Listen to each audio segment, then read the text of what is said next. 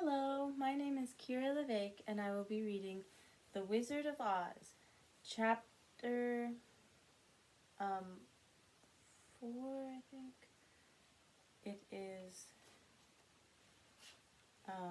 The Road Through the Forest.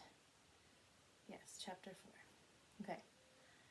After a few hours, the road began to be rough, and the walking grew so difficult that the Scarecrow often stumbled over the yellow bricks, which were very uneven. Sometimes, indeed, they were broken or missing altogether, leaving holes that Toto jumped across and Dorothy walked around.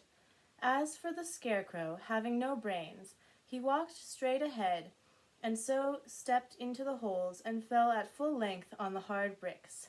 It never hurt him, however, and Dorothy would pick him up and set him upon his feet again, while he joined her in laughing merrily at his own mishap. The farms were not nearly so well cared for here as they were farther back. There were fewer houses and fewer fruit trees, and the further they went, the more dismal and lonesome the country became. At noon they sat down by the roadside near a little brook, and Dorothy opened her basket and got out some bread. She offered a piece to the Scarecrow, but he refused. "I am never hungry," he said, "and it is a lucky thing I am not, for my mouth is only painted, and if I should cut a hole in it so I could eat, the straw I am stuffed with would come out, and that would spoil the shape of my head." Dorothy saw at once that this was true, so she only nodded and went on eating her bread. "Tell me something about yourself and the country you came from," said the Scarecrow, when she had finished her dinner. So she told him all about Kansas and how gray everything was there, and how the cyclone had carried her to this queer land of Oz. The Scarecrow listened carefully and said, "I cannot understand why you should wish to leave this beautiful country and go back to the dry, gray place you call Kansas." "That is because you have no brains," answered the girl. "No matter how dreary and gray our homes are, we people of flesh and blood would rather live there than any other country, be it ever so beautiful. There is no place like home." The Scarecrow sighed. "Of course I cannot understand it," he said. "If your heads were stuffed with straw like mine, you would probably all live in the beautiful places, and then Kansas would have no people at all. It is fortunate for Kansas that you have brains." "Won't you tell me a story while we are resting?" asked the child. The Scarecrow looked at her reproachfully and answered, "My life has been so short that I really know nothing whatever. I was only made day before yesterday. What happened in the world before that time is all unknown to me. Luckily, when the farmer made my head, one of the first things he did was to paint my ears so that I heard what was going on. There was another Munchkin with him, and the first thing I heard was the farmer saying, 'How do you like those ears?' 'They aren't straight,' answered the other. 'Never mind,' said the farmer, 'they are ears just the same,' which was true enough. 'Now I'll make the eyes,' said the farmer.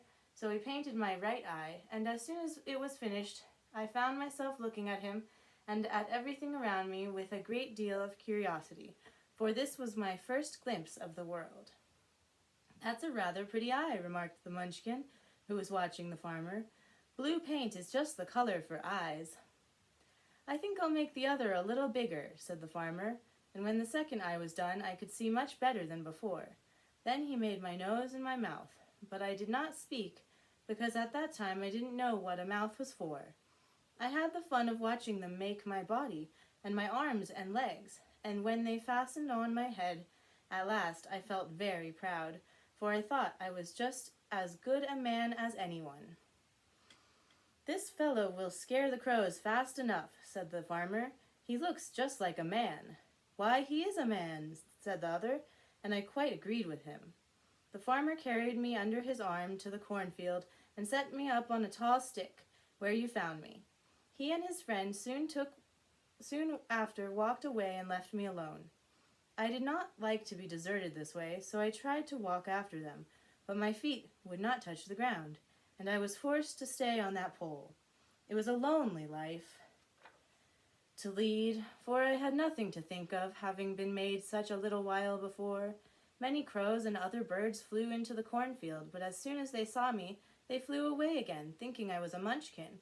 And this pleased me and made me feel that I was quite an important person.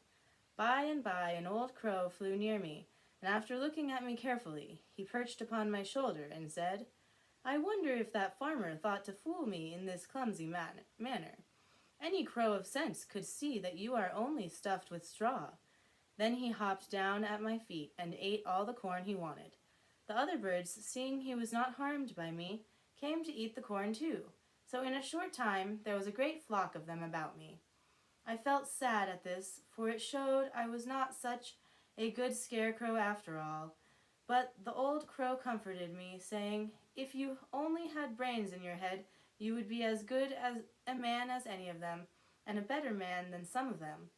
Brains are the only things worth having in this world, no matter whether one is a crow or a man." After the crows had gone, I thought this over and decided I would try hard to get some brains.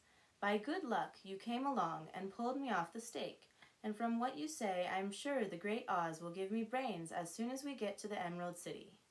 "I hope so," said Dorothy earnestly, "since you seem anxious to have them." "Oh, yes, I am anxious," returned the Scarecrow. "It is such an uncomfortable feeling to know one is a fool." "Well," said the girl, "let us go," and she handed the basket to the Scarecrow. There were no fences at all by the roadside now, and the land was rough and untilled. Toward evening they came to a great forest, where the trees grew so big and close together that their branches met over the road of yellow brick. It was almost dark under the trees, for the branches shut out the daylight, but the travelers did not stop and went on into the forest.